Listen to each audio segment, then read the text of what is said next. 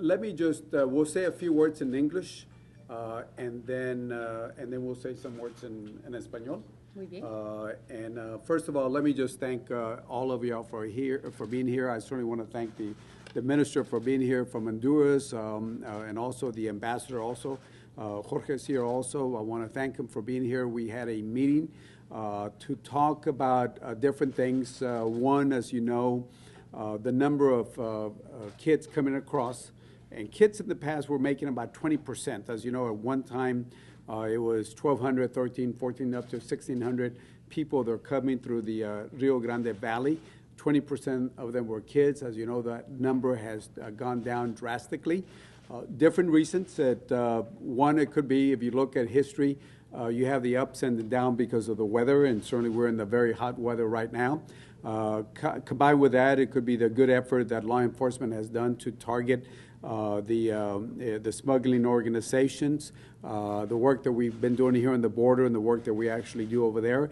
And then the other thing is, quite honestly, the good work that Honduras and other countries are doing to do their part of the work, and that is the messaging. And I know the president, for example, and the first lady of Honduras have focused a lot on making sure that they convince folks not to travel over to this very dangerous trek. Because, as you know, the focus has been on the people that were here, coming here. And at one time, there were large numbers. In June of this year, Border Patrol, just in Texas, detained 48,000 individuals. Out of the 48,000, 20% of them were kids. That doesn't include the family units, which family units you have kids also. The focus has been on only the kids that come by themselves, but there's also kids that come in with family units.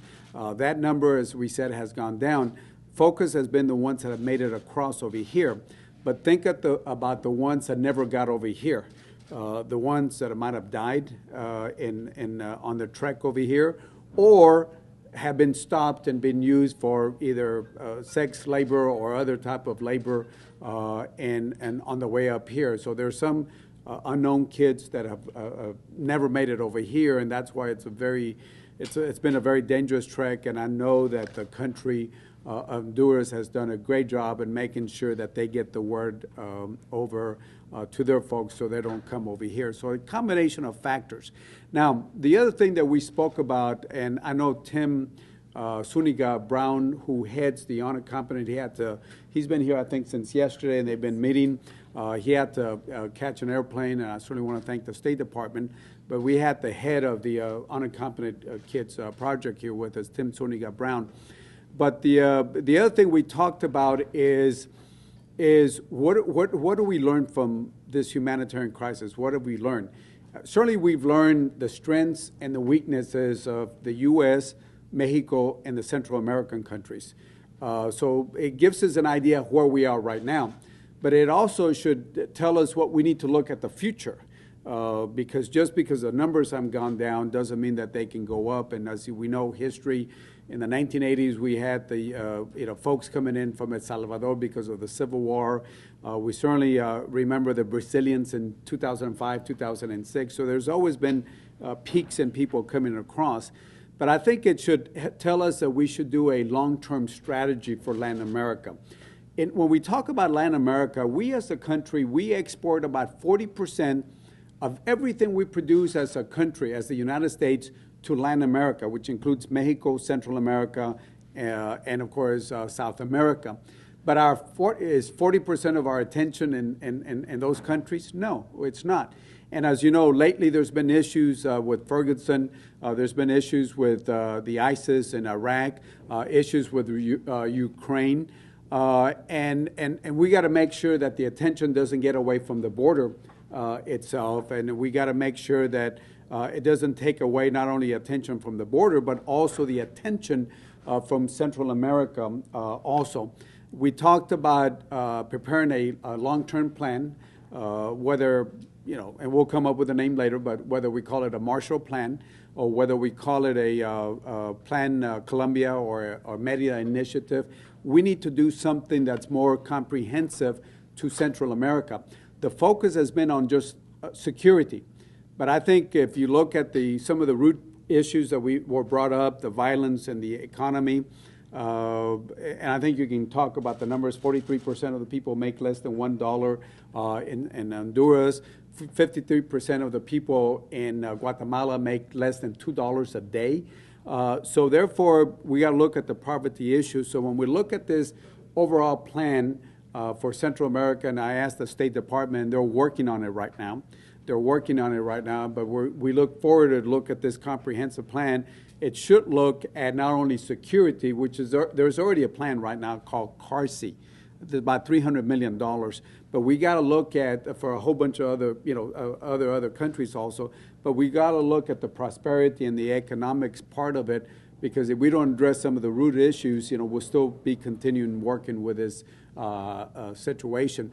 Again, the history with the United States, and I'll pass this on to the minister, is that when it comes to Latin America, if you look at the history of the U.S., we wait for a crisis to come up.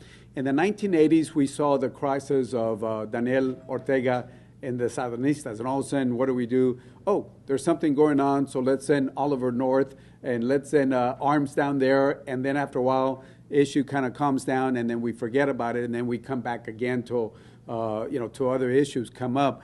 I hope the same thing doesn't happen to Latin America, and that's why we got to be a lot more proactive than be reactive. Finally, the last thing I do want to talk about, something that deals with the border itself here. As you know, on the bill that I supported, one of the areas that I wanted to see was to see a reimbursement to the local communities. The local communities, the nonprofits that put money out here. I actually sent 2 letters out. One letter went to the chairman of appropriations, and as you know, the final bill that did pass had my language there to have a reimbursements for local communities and for the state also, and on the Southwest. It was particularly to the Southwest, local communities, border communities. That passed, and we're hoping that if we do a CR, the continuing resolution, that I'll be able to add that language there, because you got to have that mechanism, number one. Number two, and we got to wait till we get back, but at least we passed it from the House, and there's this precedence to make sure that we have that mechanism to reimburse. The other thing is, I also sent a letter to FEMA, and I said, FEMA, we need some of that reimbursement money to come back over here. And they basically wrote back, and they said, or they got back to us, and they said, well, as you know, since there was no bill passed, money had to be taken out of FEMA. Money had to be taken out of Coast Guard so they can fund CBP and ICE, otherwise they would be closing some of those facilities. So therefore, they said we don't have money. But they did say you can contact the state, because the state, from federal Homeland Security dollars, the state, according to FEMA, has about $24 million. So I will be contacting, sending a letter to them in the next couple of days saying, hey, by the way, you got some federal dollars there. Can we use some of that dollars to reimburse the local communities that were put money? And I got a letter, it has to be updated, how much money McAllen had spent, how much money Laredo and other communities have spent. So we're hoping we can look at legislation, but then at the same time look at that other avenue so we can get some reimbursements on this. But at that time, it is my pleasure to have the minister here. She's fantastic. She's been here a couple days. I know that the city of McAllen, we met with the city of McAllen, of course, also Mr. Villarreal, also from Judge Garcia. Mayor Darling has been fantastic on this issue, and I certainly want to thank him. I know they provided space, and they're going to expand the space to the Hondurans also. And I think after Houston, McAllen is number 2. I think you're going to have 4 consulates. So after Houston, McAllen is number 2. That's pretty exciting, the work that y'all had done, the international aspect of it. But one of our good friends here are the folks from Honduras. So as you know, the First Lady was with us here some months ago, and now we have the Foreign Minister, and certainly I want to say welcome, bienvenido, aquí está McAllen. I really want to thank McAllen. I really want to thank the work of Congress in recognizing really how this emergency situation on migrant children has evolved in something that it it has come to be for Honduras and for other countries a way of self-examining some of the situations that we are living in our own countries as propellers of this phenomenon. But also it is an important space for the United States and Central America to convene and revise the context of our cooperation. I think that, as Congressman Cuellar mentioned, we have had several cooperation programs and projects which had an important impact, especially in the security issues that really permeates the entire portfolio of issues in our countries. Why? Because for Honduras, for instance, the cost of security is so high that we have had to deviate many resources of our national budget that are very needed in places like education, health, and others to try to face the security challenges that we do have had in the past few years. The reason why we face those challenges are usually, I don't want to be simplistic, but it's the organized crime and the drug trafficking that has come to be and have found a fertile place after the Plan Colombia and Merida Plan became successful. This is what we call the boomerang effect. And this has been tragic for Central America because while Colombia and Mexico started to have success, the drug traffickers started to look for alternative areas to work. And what once was for Honduran and other Central American countries a geographical blessing has become a curse because being in the middle of the producers of drugs in the south and the consumers in the north, we have become a fertile ground for violence and for illicit businesses. So we're fighting it in a very sustained way, but we, of course, need to have express that core responsibility principle that has been expressed by President Obama and other presidents in the sense of security that also has a direct impact on migration. So I know for you that live so close to the border, you see the migrants, you see this phenomenon of influx of people coming in. Congressman already mentioned some numbers, and for us, of course, it's a shock to see how many children have left Honduras unaccompanied. And that's why the Honduran president has made very strong efforts in the past 2 months to reform our immigration system.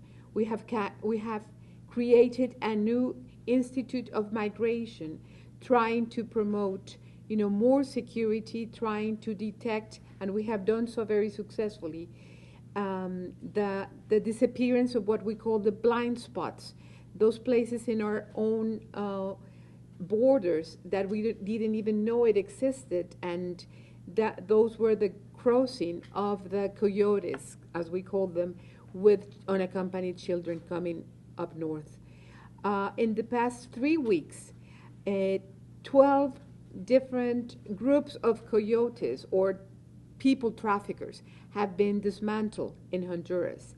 And as you mentioned, Congressman, for me has been a very good sign to be able to see on site in my visit to McAllen that the numbers have indeed come down in the past few weeks exponentially. So I hope that is, as you said, a mixture of different factors. But I'm willing to say that the campaign in Honduras, Guatemala, and El Salvador has been so consistent that we have sent a strong message to the families and to others for the children to stay at home and not take that horrific journey that means the crossing of Guatemala and Mexico to try to reach the southern border of the United States. I'm very satisfied with my visit.